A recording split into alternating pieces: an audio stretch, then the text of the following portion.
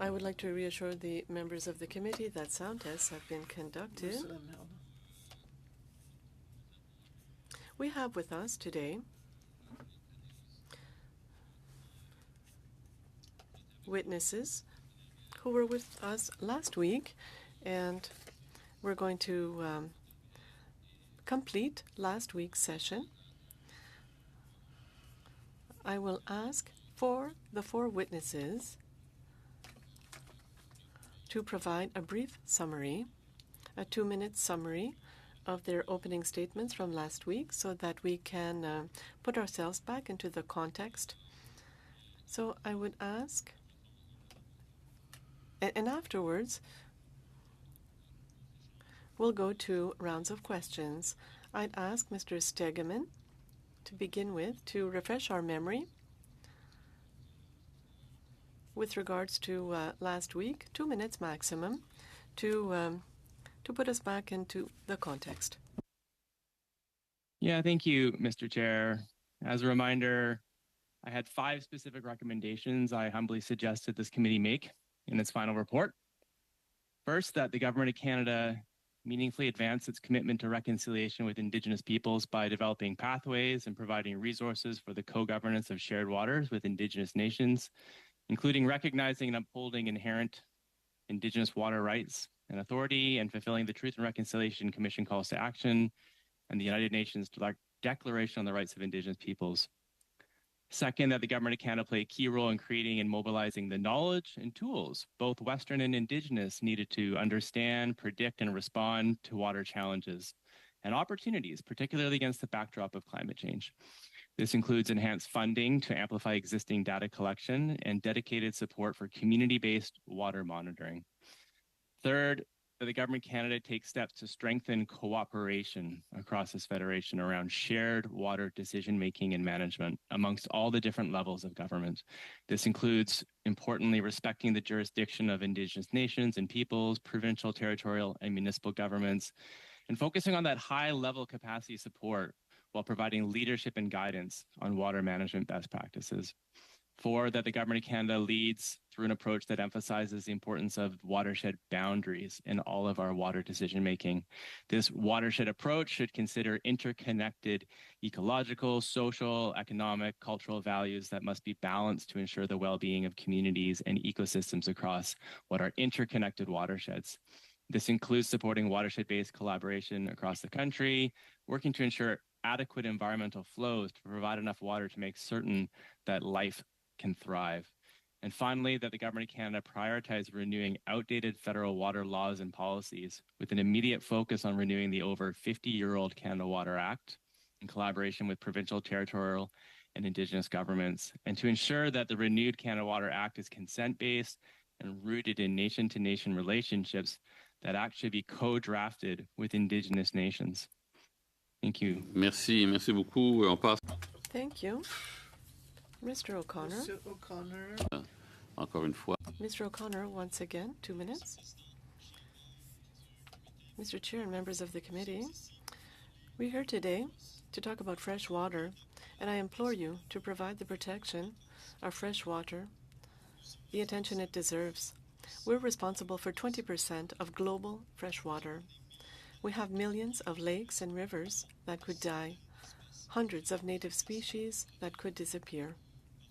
For example, invasive mussels are now 90% of total biomass in Lake Huron. Like many Canadians, I have a favorite lake, and I'm sure that several of you have one as well. If we don't act, invasive species will come to your lake. They've already arrived in mine. The federal government is essential in the fight against aquatic invasive species, and we must do better. We need a national law against moving a boat with the drain plug in place and fines proportional to the value of the boat. Transport Canada must apply its existing laws and require water filtration and sterilization systems in all boats with ballasts. We need to classify boats according to their potential to spread invasive species and have license fees that are proportional to this potential. And most importantly, we need to support the fight against these invasive species. As members of Parliament and representatives of Canadians, whether you want it or not, you are involved in this fight. Before your questions, I have one for you. Are you strong enough for this fight? If you're going to show your weakness by hiding behind distractions like the carbon tax or other subjects unrelated to our water, I implore you, please give your place to someone who is strong enough and will defend our water. Water is life. Could you give us a little roundup of about 2 minutes to refresh our memory on your what you said, your opening statements, your opening statement last week? Thank you, Mr. Chair and members of the committee for inviting me to speak again today. You'll recall I'm a farmer and rancher. I'm in Norfolk County, Ontario. I am also the CEO of the only farmer-led, community-based charitable organization in Canada delivering nature-based solutions on farmland. Our organization is called ALICE, and ALICE has been implementing one of the most effective and scalable solutions to water quality protection for nearly 2 decades now. We build and restore natural infrastructure on marginal or economic farmlands. We know that the solution can exist at the grassroots because we have supported over 1,600 Canadian farm families and ranchers in building nature-based solutions that enhance natural infrastructure on their lands to protect water quantity and quality, including restoring and or creating tens of thousands of acres of wetland habitat. Our network is now delivered through 14 community partners that provides our grassroots backbone, knowledge, and support. Alice has demonstrated how the agriculture community can deliver effective solutions to freshwater quality concerns across the country. We recommend the committee recognize the opportunity for the Government of Canada to invest in our network of farmers and ranchers who stand ready to scale its efforts and deliver measurable water quality outcomes through nature-based solutions for the benefit of Canadians. Thank you, Mr. Gilvesi. And finally, last but not least, Ms. Curran. Good afternoon to the committee. In this era of collaborative governance with Indigenous communities and where climate change is having a significant impact on the way in which our communities are able to interact with water as a fundamental piece of our economic and ecological infrastructure, the federal government will now be required to take a larger role in both flow or issues around flow and also water pollution. So in our constitutional makeup in Canada so far, we've assumed that water is the responsibility of the provincial governments largely. It's now quite clear that with interprovincial impacts, with impacts on federal lands, with impacts with Indigenous communities and collaborative governance, that the federal government has a much larger role to play. And with renewal of the Canada Water Act, it's a perfect opportunity to figure out what that is. A couple of long-standing water quality issues that the federal government will need to address very quickly is to apply a strict non-degradation standard to the release of tailings ponds effluent from the tar sands upstream of Wood Buffalo National Park, to examine the responsibility of the federal government in the failure to control coal mine pollution emanating from the Elk Valley, and to refer the international cross-border pollution from coal mining in the Kootenay River watershed to the International Joint Commission. Thank you. Thank you very much. We'll be able to get 2 rounds in. So, Mr. Deltel, for 6 minutes. Oui, merci beaucoup, Monsieur. Thank you, Mr. Chair. I'd like to come back on the testimony of Mr. Brian Gilvesi. Is that okay for you, Mr. Gilvesi? Yes. Okay. C'est bien, merci. Okay. Mr. Gilvesi, you mentioned in your testimony that, if I can summarize in my own words, that land manages itself if you take the right decisions. Agriculture can regenerate itself and protect itself with good agricultural practices. Could you provide some examples, things that you've experienced in your community? You talked about thousands of farms that have benefited from this pragmatic approach, this efficient approach where you listen to nature and you adapt to nature. Could you give me a specific example that you've experienced in your region and that could inspire all those who want to reduce emissions and to have a low carbon footprint, that the environment be more healthy for everyone with the approaches that you've used? I will. I'll go directly to my own farm because I became involved in this world as third participant farmer in the Alice program back in 2006.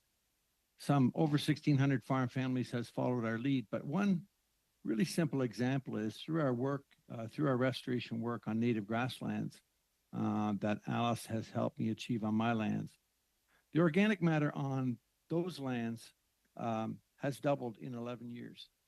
That means that the land has the ability to hold from every single rainfall event approximately 25,000 gallons more of water. That means there's 25,000 gallons more from every water event that is allowed to seep and stay in the soil rather than run off directly into the water courses. This is a really simple example, but just about every one of our project sites across the country increases soil organic matter, increases biodiversity, but all this has the effect of slowing water, asks it to seep more slowly through the soil, recharge and replenish our water table, while slowing the outflow of water into our lakes and rivers where the damage can be done. It's complicated, but not complicated at all. Puis-je continuer sur cette réflexion? I'm going to continue on this. The fact that farms are larger and larger, does this create a different challenge? I understand it is a different challenge, but is it easier for you to adopt and to implement measures for smaller farms? But are you able to take these measures and scale them up for larger farms? Or is it really a case-by-case basis to find the best solutions for the environment in the agricultural sector? The answer is both. Small farmers, of course, are a little bit more closely connected to their soil. They can identify, because they put their hands in the dirt a little bit, and they can identify where maybe a wetland or a buffer strip would be most efficacious. Large farmers, on the other hand, have some tools that the small farmers don't. Modern day farming tools allow them to identify pieces of farmland that are marginal or maybe uneconomic to farm because of the scale and size of farming. And you can think about the lands along a gully in southern Ontario, for instance, that the big equipment can't get into the corners and the nooks and crannies, but that's where erosion can occur. So that provides a technical tool for those farmers, those large farmers, to identify where the opportunity lies, engage with our program, and naturalize those sites and reap large benefits. So I think that we have an opportunity to reach all sizes of farmers, and we have experienced that. The tools, the way that which they identify lands to enter into this program are just a little different. Parlant justement des outils. Speaking of the tools and the machinery that you have, we know that you're working on a farm. There are large distances and powerful machines are required, and most of your machines are powered either with gas or diesel. Do you see in your field a new approach that would allow the electrification or at least a reduction of the use of oil or diesel, gas in your daily lives? My experience is limited on that front.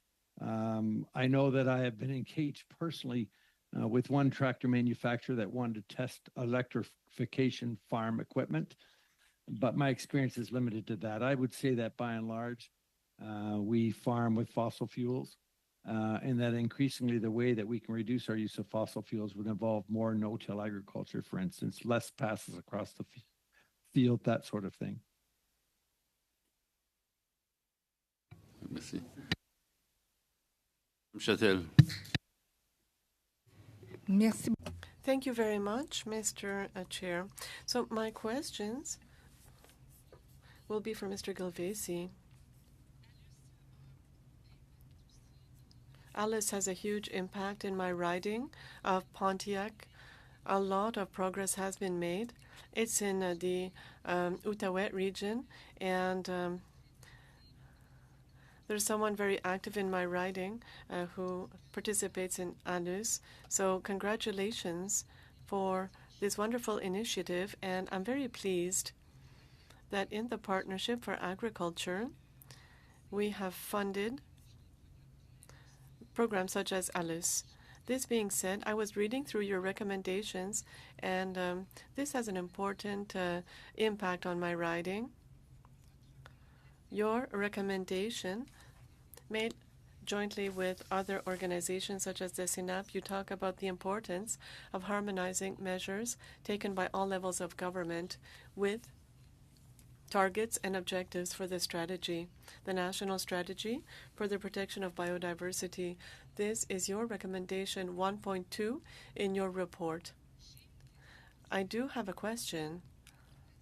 The coordination between different levels of government for projects of Alice with farmers in order to protect biodiversity, well, this requires a lot of time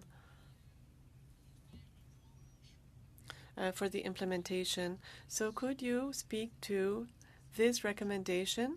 I think it's a really important one.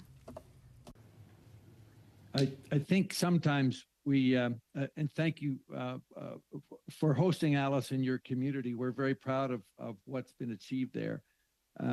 We do hope to duplicate or repeat that success in Outaouais again and again across the country with proper financial support. What's interesting to recognize is sometimes how our work can fall through the cracks, because clearly, if we're doing something using natural systems on farmland to do something that benefits biodiversity, there's also a clear water benefit to that, and a clear climate benefit, and a very clear resilience benefit to our rural communities across Canada.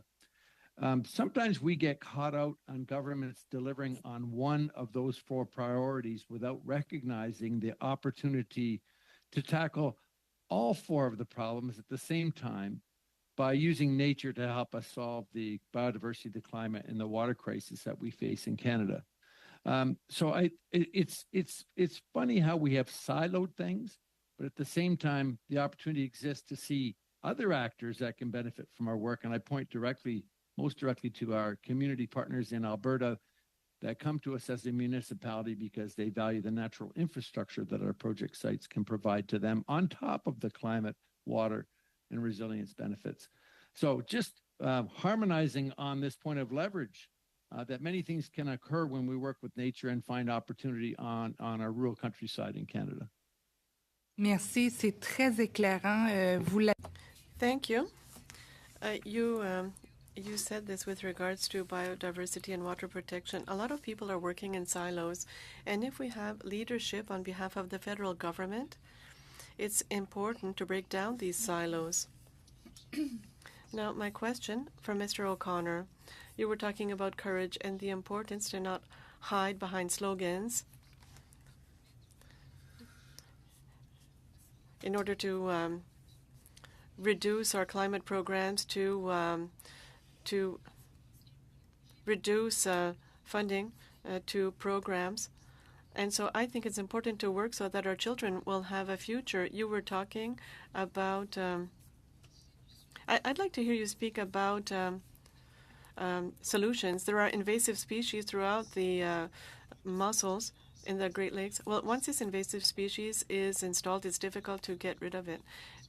In my region, there are huge efforts being made, and they're trying to act on invasive mussel species. But with regards to the Great Lakes, it seems to be a lost cause. Right now, it's to try to reduce the introduction of invasive species, to constrain it so that it stays where they are found right now, and that there's no propagation.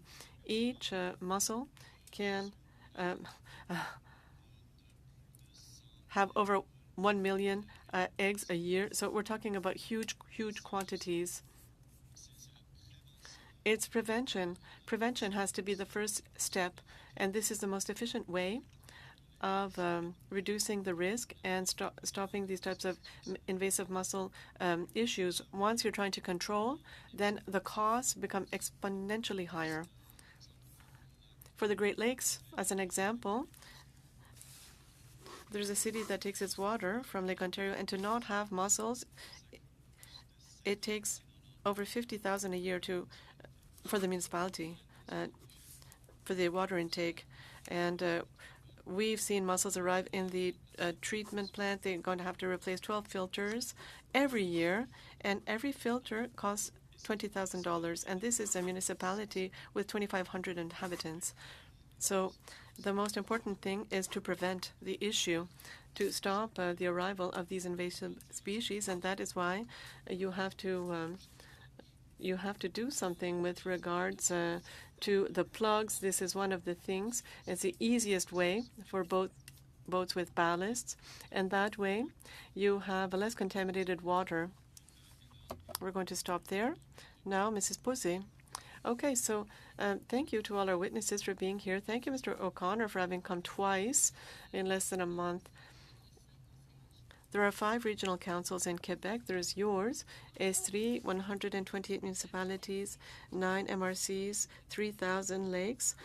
And when we met earlier this fall, I learned a lot on invasive species. My question, I'm going to ask you 2 questions, and then it will avoid interruption, and I'll let you speak.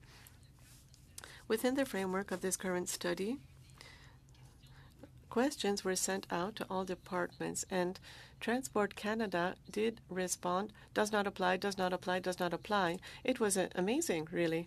And so, in your opinion, what measures could Transport Canada implement? We think that they do have a role to play. So what could Transport Canada do right away to protect our lakes? Not in 10 years, now. And my second question has to do with the Western AIS. It's a strategy that doesn't exist in Canada to control invasive species. The floor is yours.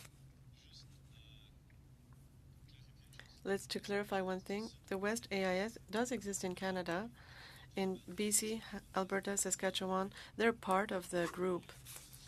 When I provided an example of some states that have this, Alberta also has. For Transport Canada, I was very surprised to find out that they were saying that there was nothing to do because they are the ones who manage the registration of boats and permits for pleasure craft. And pleasure craft need to have further regulation. Pleasure craft are the ones that are introducing these invasive species in uncontaminated lakes.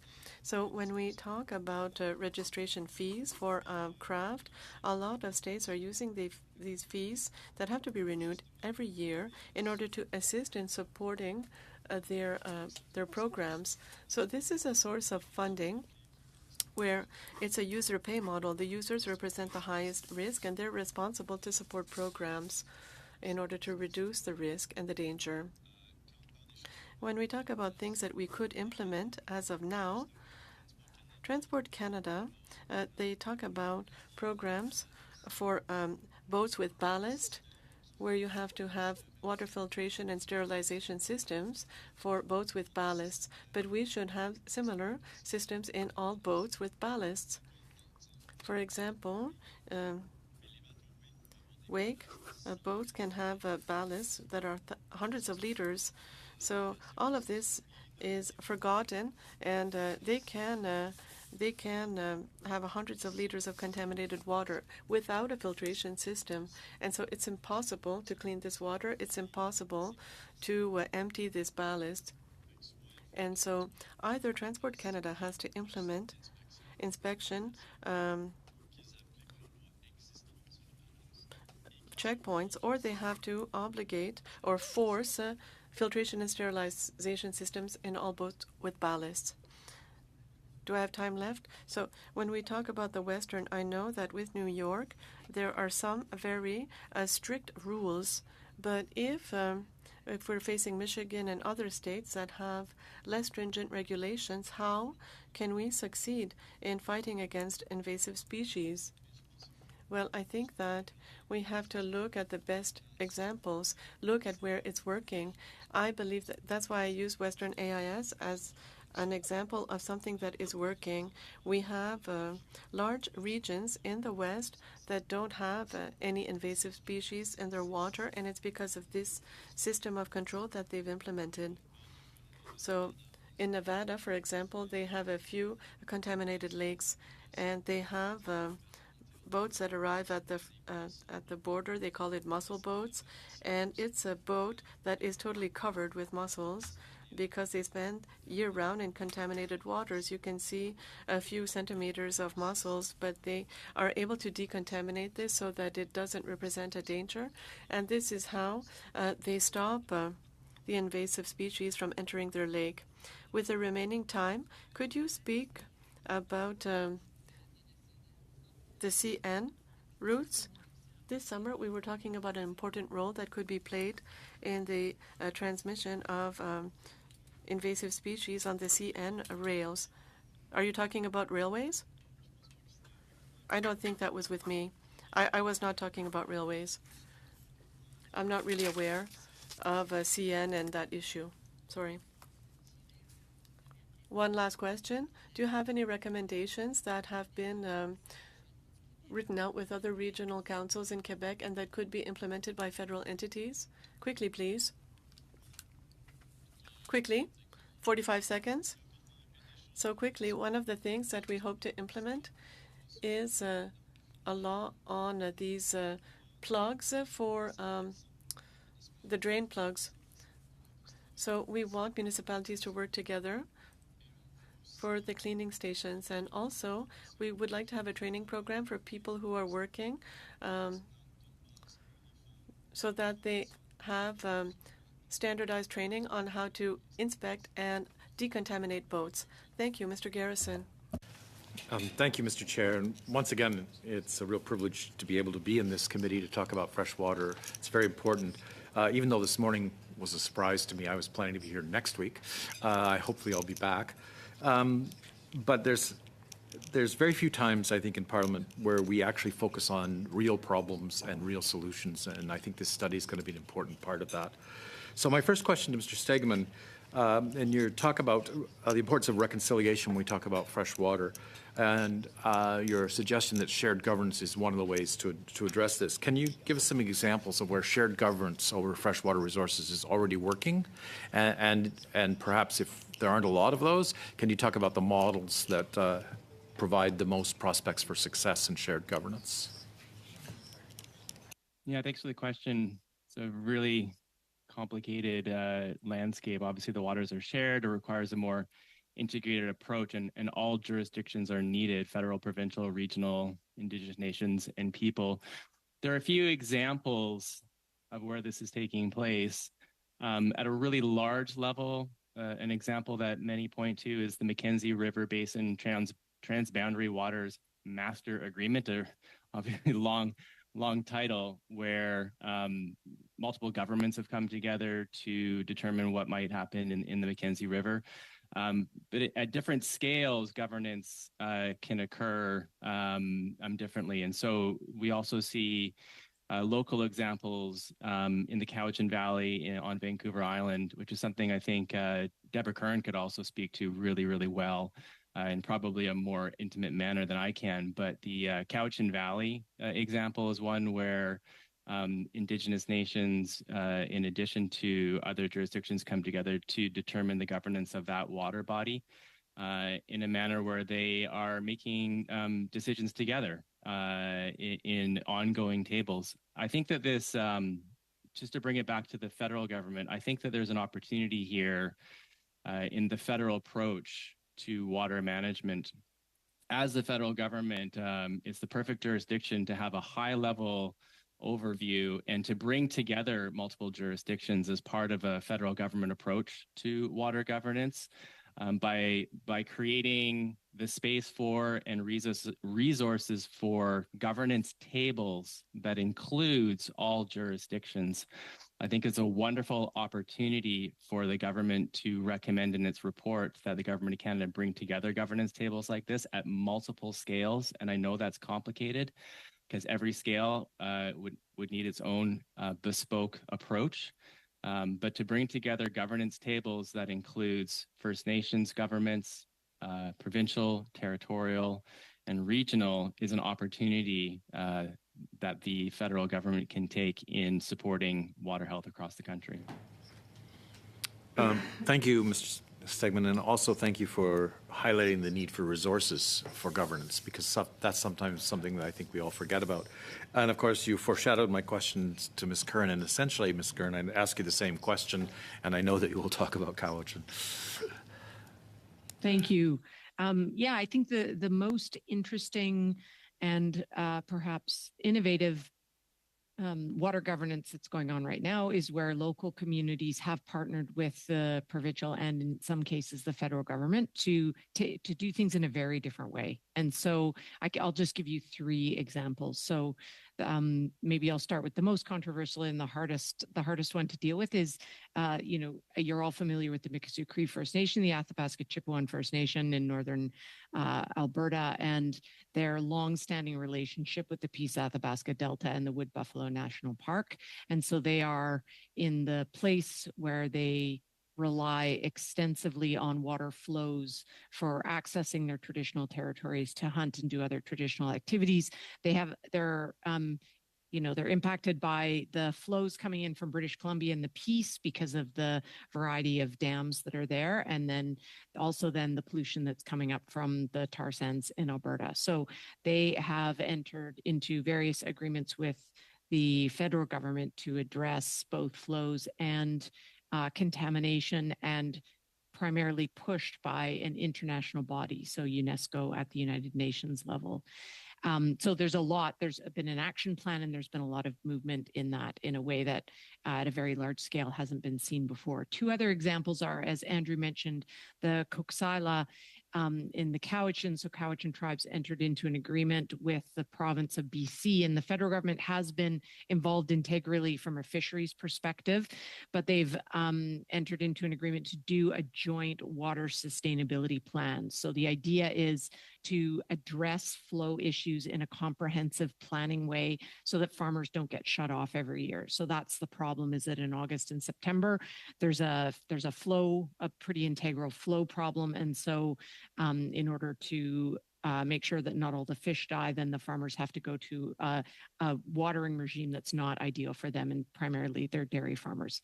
And so they've entered into an agreement to deal with the upland aspects of flows, so the forestry and other things that are going on in the watershed. And the idea is that this is a 500-year plan. So it really gets beyond the short-term approaches to collaborative management, and is saying, look, we're in this relationship for a very long time, and we have to start to fix it properly. The final example is the Gitniau Hereditary Chiefs, who have just recently declared their water policy based on their Indigenous legal order. And so they have actually established their own flow and quality parameters for using water within their territory. So they have a longstanding relationship with the province around land use planning, and they've now just brought it over to water flows. Thank you. We'll start our second round with Mr. Mazier for 5 minutes. Thank you, Chair. Mr. Galvesy, in a press release on your website from last year, Alice wrote, and I quote, "Farmers are often left out of the sustainability conversation," end quote.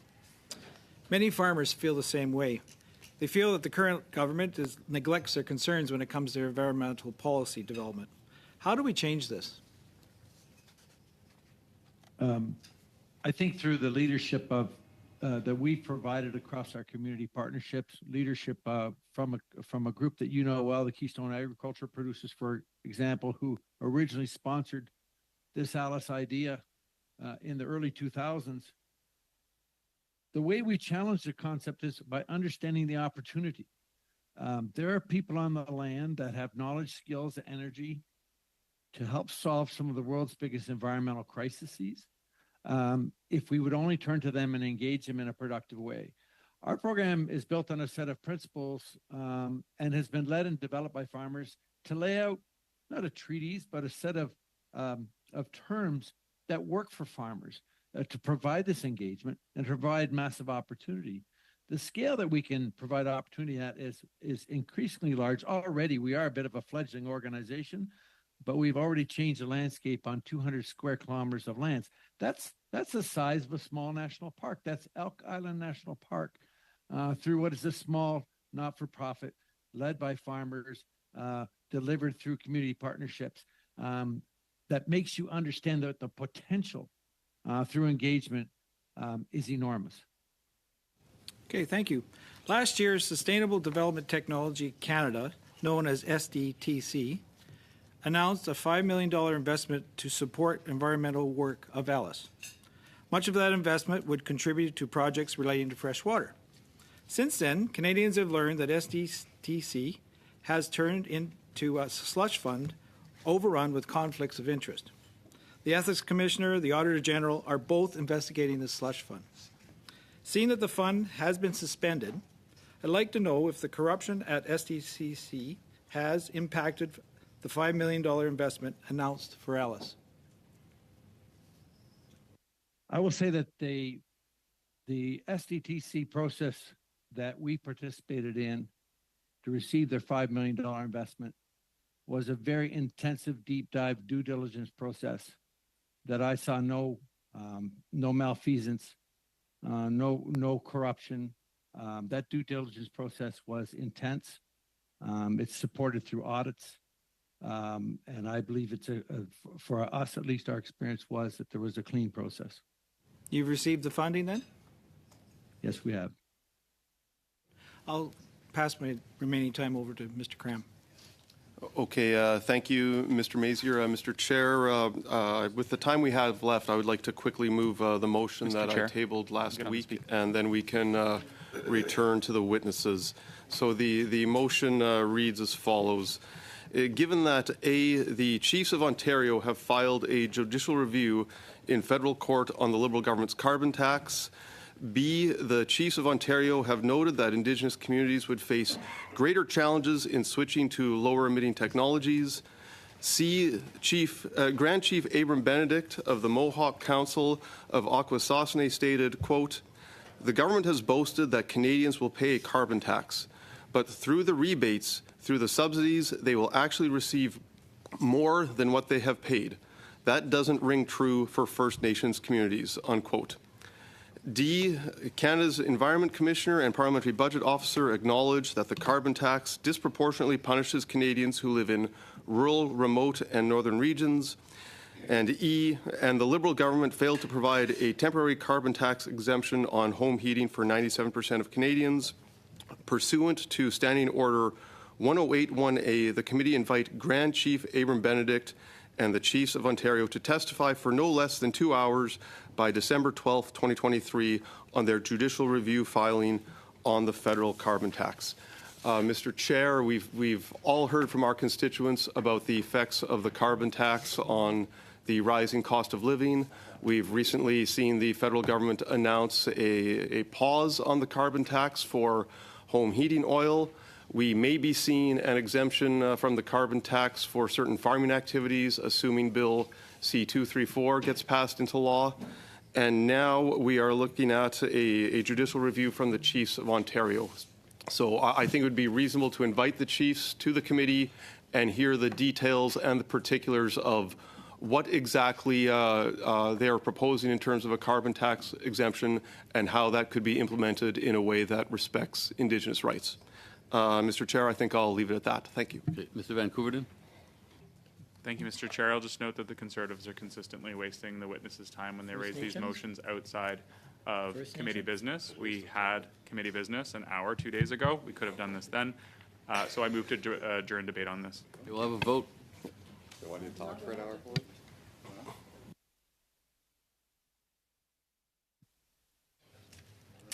Mr. Ali? In favor. Madame Chatel? Ajourner le débat. Oui. Mr. Longfield? Yes. Ms. Taylor-Roy? Oui. Mr. Vancouverton? Oui. Mr. Dattel? Non. Mr. Cram? No. Mr. Leslie? No. Mr. Mazur? No. Madame Posey? No. Mr. Garrison? Yes. 6 yeas, 5 nays. Okay, so we'll go now to Ms. Taylor-Roy for 5 minutes. Thank you very much, Mr. Chair, and thank you to all the witnesses for being here and the work you're doing on this really important topic. And I'd particularly like to thank you, Mr. O'Connor, for your challenge to this committee to focus on the topic at hand, because water is life, and we know this is a very important study that we're doing that has been interrupted several times by diversions on other things that are not necessarily on our agenda right now. So I'd like to, and you also mentioned that we all have a favorite body of water or lake. Mine is Lake Simcoe. I'm the member for Aurora Oak Ridges Richmond Hill. It's a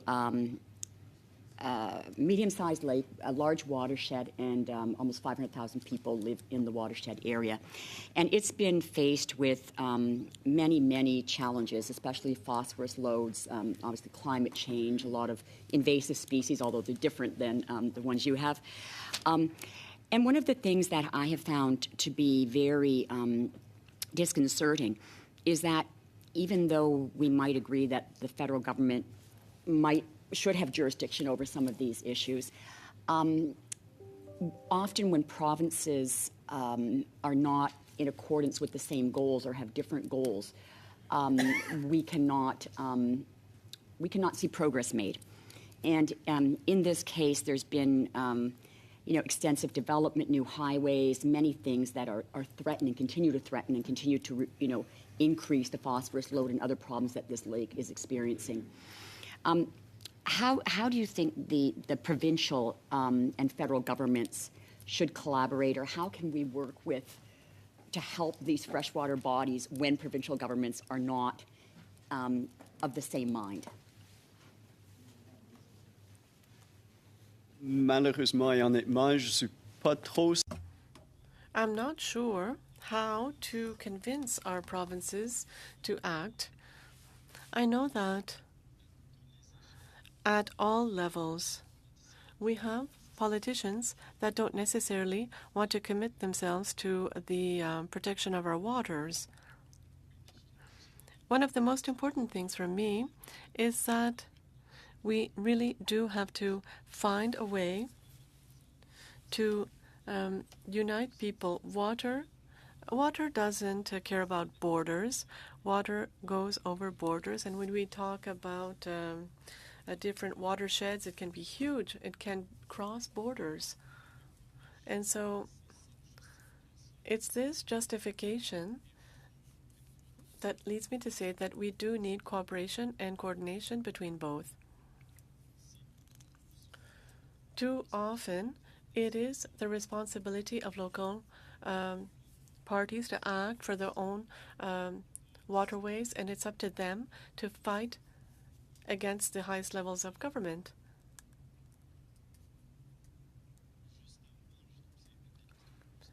I think this is one of the most important questions before us, how to protect our water.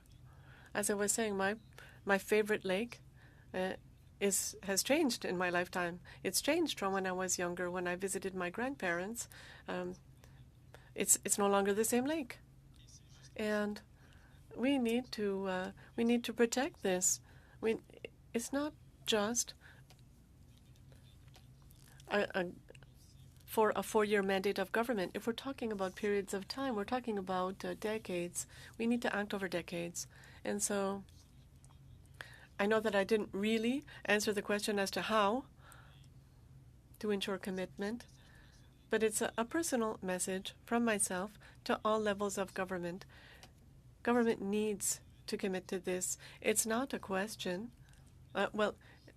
it's not a question for political gamesmanship. All levels of government, all parties, everyone needs to do everything possible to protect the water. I guess in 30 seconds then, the question is because we do have the Lake Simcoe Region Conservation Authority, Rescue Lake Simcoe, a number of groups that have been working to protect it. What do you think could be the most impactful thing to do to convince people then? Because it seems like governments and development and greed seem to always trump, listening and respecting nature, as my colleague Mr. Detal has said. Mm-hmm. Briefly. Honnêtement, si on avait... If we had unlimited resources, I think that people should be brought to the lake and to show people what they risk losing and to show examples of cases that are now lost causes. We do have lakes like that, lakes that will never come back. When we talked about how to intervene, well, how to react when the invasive mussel species have arrived, sometimes we can't, and we just have to mourn the loss of the lake. Thank you. For people to see of their own eyes. Yes, Mrs. Posey, 2.5 minutes. 2.5 minutes. So my question is for Mr. Gilles Vissy. I'm not sure if Gilles Vissy. Earlier on, you spoke about natural infrastructure built by farmers and cattle farmers and how to lessen the use of fertilizer. But your work is wonderful, but there's also a use of pesticide. This is another issue. So when you talk about infrastructure and the benefits for natural structures, is there something that can be done for the increase in pesticide use? This is quite concerning, both for the environment and for human health. I just hope everyone bears in mind that when we're talking about restoring natural infrastructure, that we capture all manner of things from entering into the freshwater courses, be it topsoil, pesticides, perhaps fertilizers. These strips, these pieces of land, these natural spaces that we put on provide a wonderful way to buffer our water from all the activities we as humans have on our lands. And it's just to be recognized that this isn't just about one particular thing. Okay. This is about all the things. I'm sorry to cut you off. So if I'm understanding, the buffer zones that you have can be reliable as well against pesticides. So here's another question. Mr. Chair, my question is from Mr. Andrews from FLO. You spoke about prioritizing 2 weeks ago. I was surprised to learn that one of your priorities for the next 10 years, you have priorities for the next 10 years. So management of chemicals cannot wait. We can't wait 10 years. So is there something there? Could you perhaps review your priorities, especially with regards to the increase in chemical use? I don't actually recall that recommendation, or my recommendations weren't based on 10 years either. So maybe it was a different conversation, but I will say this. I think water data is a really important consideration when thinking about anything when it comes to the health of waters. It's really important to understand only 40% of our watersheds, if you count the 167 sub-watersheds across Canada, only 40% of them, only 57 of those watersheds do we have sufficient accessible data to assess their overall health. We literally do not know the health of our waters. And I think this is a massive issue when it comes to contaminants, chemicals, and I think that my colleague Dominique Malchambre can speak especially well to the need around data management. I'm going to have to stop you there, but I would say to the committee that we do have a module on data, and we have some really interesting witnesses lined up to address that particular issue. So thank you for that segue into that module, which will come later. We'll go now to Mr. Garrison for 2.5 minutes. Thank you very much, Mr. Chair. And I want to go to Mr. O'Connor and thank him for his emphasis on the prevention of the spread of invasive species. I'm not going to thank him because he's going to cause me to out myself on my favorite lake, which actually isn't in my riding, because I represent a riding that has perhaps more saltwater bays than freshwater lakes. But in my question, you'll see my favorite lake will get exposed here. My question to you is, I know it's kind of a leading question, but what we see often is that the monitoring of the spread of invasive species is left to nonprofits and volunteer organizations in this country who do this work out of great dedication, but with very slender or almost no resources. In one case, the Okanagan and Similkameen Invasive Species Society, Okanagan Lake, my favorite lake, they for 3 years have been asking people who own docks to do monitoring to try and catch invasive mussels before they spread through the lake. And so I'm asking you that leading question because I know it's true. Almost everywhere it's volunteers who are doing this work to prevent the spread of invasive species. That's my question. OK. Oui, en effet, c'est... Yes. So the time, the volunteer time to save lakes is huge. We're talking about scientific divers that go and they pick the mussels by hand. And we're talking about hundreds of dives a year, hundreds of people. So if you go, it's 3 dives in 1 day of a 1 hour each in quite cold water sometimes. And if you had to pay for these people, we would never have a sufficient budget to do that. And for me, this is one of the things that I see what's happening with these permits that have to be renewed instead of being lifetime permits. And a part of this funding could be used for these programs to fight against invasive species. That way we could depend a little bit less on volunteers, but we could support more programs, more management programs, programs for monitoring, for example, and the federal government could play a very important role and to distribute funds to support these efforts, these local efforts. And one of the things volunteer groups have been doing, I know in the Okanagans, is trying to convince the public that there's an economic cost as well as an environmental cost to invasive species, whether it's loss of fish habitat and recreational waters that change. And do we see that in most of the organizations that we're able to convince the public it's worth spending the money on this? Quickly, please, yeah. Oui, c'est surtout... Yes.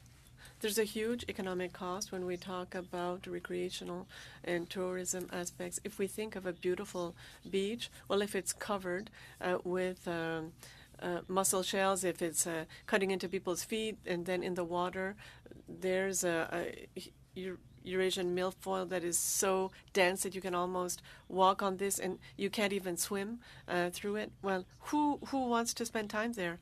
Right, who wants to visit anything of this sort?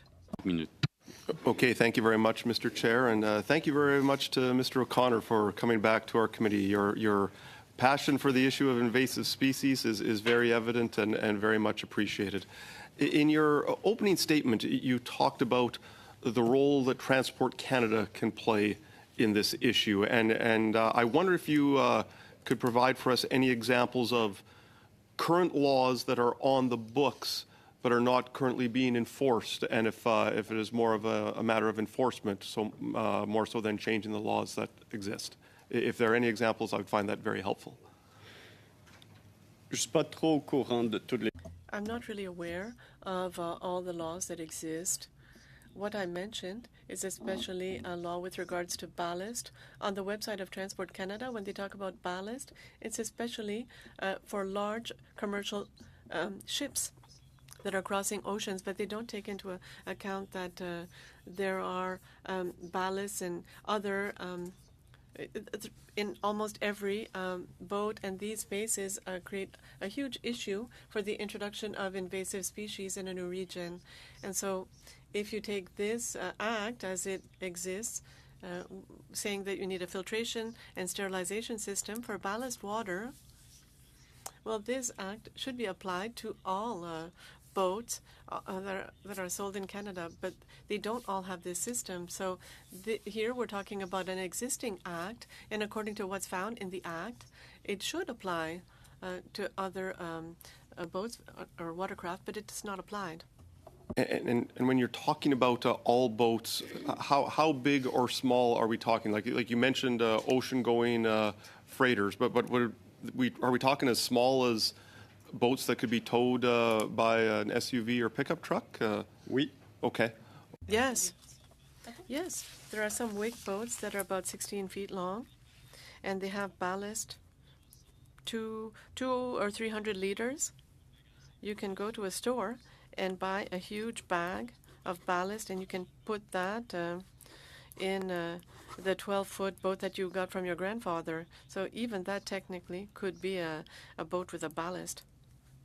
And when it comes to protecting our lakes from invasive species, would there be the most benefit to having this monitoring and this enforcement in place at the Canada-U.S. border, or are we talking interprovincial borders where it might be more beneficial? If you could speak to that, that would be very helpful. C'est pas juste la frontière nationale. It's not just the international border or the provincial border. It's anywhere between two waterways that can create an issue. One of the problems is that our current approach in my region, this could force all the lakes to have a washing and decontamination station. And when we talk about S3, 3,000 lakes, $50,000 at a washing station, we're talking about $135 million for a region that has less than 1 million citizens. So if we talk about increasing the cost of living, well, what kind of tax would you put into fund that? So what we need to target isn't necessarily a question linked to borders, but rather places where there are a lot of watercraft that are moving around, and especially around contaminated sites. So it's not really an issue of borders per se, but it's an issue of being efficient and intelligent in how resources are used. Mr. Chair, how are we doing for time? A minute, okay. So how, can you give us an idea of how much these regulations would cost? Like if we were to implement these new regulations or these new laws, how much effect would that have on a boat-by-boat basis? How much would it cost? Ça dépend de l'embarcation, puis ça dépend du risque que ça... It depends on the watercraft and the risk that it represents. When I said earlier on, fine and the drain plug, and that it be proportional to the value of the boat, well, if we take the example of Alberta, $180. If you go around with the drain plug in place, for someone who has inherited a boat from their grandfather and they're working a minimum wage, that's a lot of money. But the boat isn't really a risk. It's less risky than the large wick boat that costs $250,000.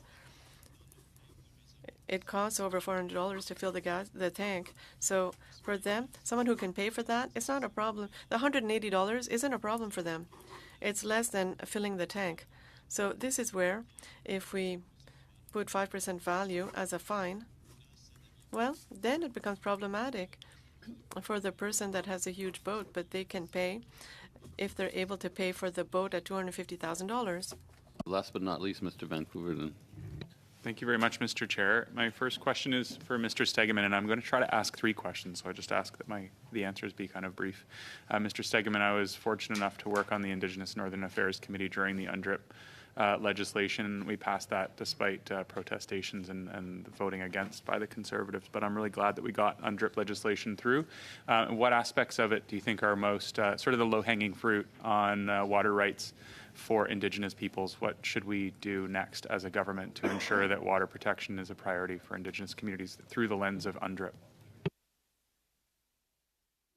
I think the most important thing in front of the committee when it comes to recommendations for for that is the renewal of the Canada Water Act. I think that the Canada Water Act is 50 years old, and I think that it's really important that that act is aligned with, respects, and upholds UNDRIP. With respect to water, that is the opportunity, and that's why the Canadian Coalition for Healthy Waters is advocating for that act to be co-drafted with Indigenous nations. And I know that's not easy, but I think that a real effort to be transparent, to bring Indigenous nations in right now, pre-engagement with the act, and to renew that act in a way that it is co-drafted is the best opportunity to uphold UNDRIP right now with respect to water. When I speak with Indigenous nations, the comment I always hear is water is not a resource. Water is an element that is essential for life. And to Indigenous peoples, it is sacred. And so I think that is the most important thing. Thank you very much, Mr. Sigmund. I appreciate that. My second question is for Mr. Gilvesi. Thank you for coming back to the committee. Our government's really proud of the millions and millions of dollars we spent in nature-based solutions for agriculture. I was fortunate enough to visit some recently on a farm in the Rouge Urban National Park. Could you give us a couple of examples, maybe just one example very briefly, with respect to some of the solutions we might see in Norfolk County? I was fortunate enough to visit your region recently too, and just along the shores of Lake Erie, and it's really beautiful, and I thought some clear examples might be helpful.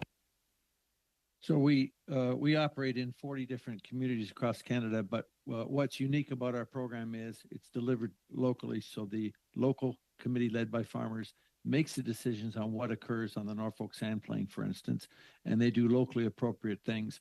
One of the things that's very popular here is the restoration of tallgrass prairie onto our lands. A lot of people don't or forget that tallgrass prairie was native to this landscape. And by returning it to this sand plain, we get great efficacy by putting this extremely deep-rooted and drought-tolerant plant back on our landscape for biodiversity and for building soil health and water quality is a really great example. We also work a tremendous amount on erosion control. So creating the structures that stop in our highly erodible sand plain and easily erodible, creating the structures that our gullies and fields don't wash into the cold water streams and into the water courses. So thereby we get good protection for the cold water streams and the trout habitat there, and of course downstream for the algae blooms in the Great Lakes. Those are two of the things that are unique to what happens in Norfolk because of the sand plain that we operate on. Thank you very much. Across Canada. Yep. Oh, sorry. Thank you very much, Mr. Gavesi. I just want to acknowledge how critical working with farmers and agriculture workers is in fighting climate change, and I want to thank you for your work. My third and final question is for Mr. David O'Connor. Merci d'être ici encore pour une autre fois. Je suis... Thank you once again. I went to your region twice for the national championship for kayaks. And are there any concerns for canoes or kayaks in the job that you do? There are concerns for all craft, all watercraft. It's a question of degree of risk. As I was mentioning, when we talk about, for example, a canoe or a kayak, it's easy to dry. It's not necessarily a closed space. You can empty it quite easily. There's less risk. When you're talking about risks, of course, it's a question of reducing the risk. That's why when I talk about a high-risk watercraft, fishing vessels with closed spaces, consumption tax on very large boats for recreational purposes, and we've also been investing a lot into habitat renewal and with a huge investment into the Great Lakes Fisheries Commission for invasive species, and I hope that's a flow through that you acknowledge as an effective way to get the job done on both sides of the ledger. Thank you for your time. Super. Merci beaucoup. Thank you to the witnesses and to the members of the committee for really enlightening testimony and answers. Thank you, Mr. O'Connor, for having come back to Ottawa. So we're going to stop here and pursue next Tuesday. So we wish you a wonderful evening and a wonderful weekend. Mr. Chair, is it correct? could we have 2 or 3 minutes? 30.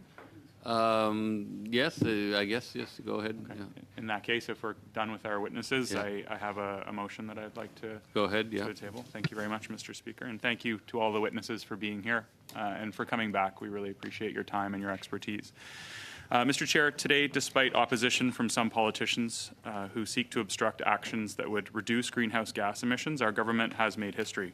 Our government earlier today made news to cap emissions from the oil and gas sector without impacting production, and this builds on a motion in the House of Commons that was first passed on June 17, 2019, before my time as a member, when we declared a national climate emergency. And earlier today in the meeting, Mr. Chair, I was proud to distribute a hard copy of the 2023 progress report on the 2030 emissions reductions plan. That motion back in 2019 came about as a result of the government's recognition that Canada needed to do our part to reduce greenhouse gas emissions significantly and rapidly. It was followed on March 25th, 2021 by a decision from the Supreme Court of Canada which found that carbon pollution knows no boundaries and that our Parliament has the authority to address it and therefore a moral imperative to do so. After that, we increased our commitment to reduce greenhouse gas emissions to 40 to 45% below 2005 levels by 2030, which is in line with limiting global warming to less than 2 degrees, and our emissions reduction plan progress report, which I brought here today.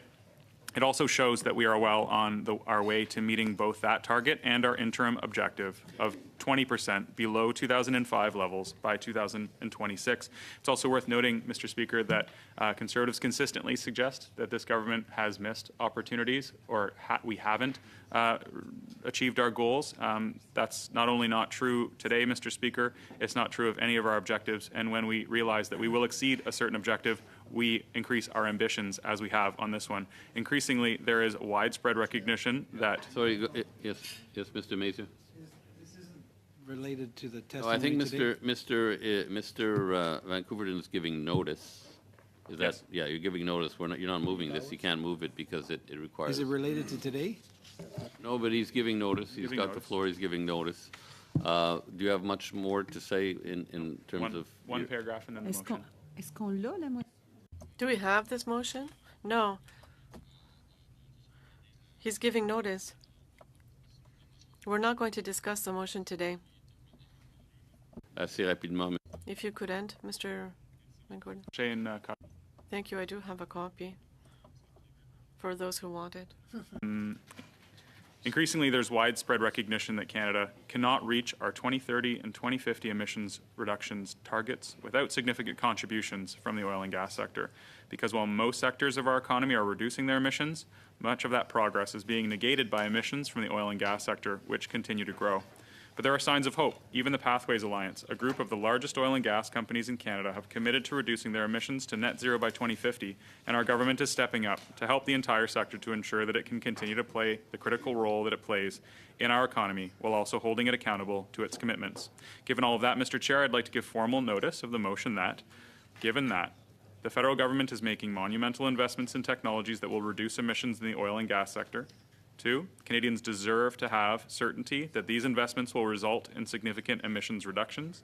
3, capping and reducing emissions from the oil and gas sector is necessary to meet our 2030 emissions reductions goals and avert the worst impacts of climate change. And 4, reducing emissions in the oil and gas sector has the potential to create high-quality, sustainable jobs. The committee expressed its collective support for the government's proposal to amend the federal methane regulations for the oil and gas sector to require a reduction of methane emissions in the upstream oil and gas sector by at least 75% below 2012 levels by 2030, and B, introduce a regulatory framework document on the proposed approach and stringency of a cap on greenhouse gas pollution from the oil and gas sector. Thank you, Mr. Chair. So, okay, so notice has been given, and I think we'll adjourn. Yeah.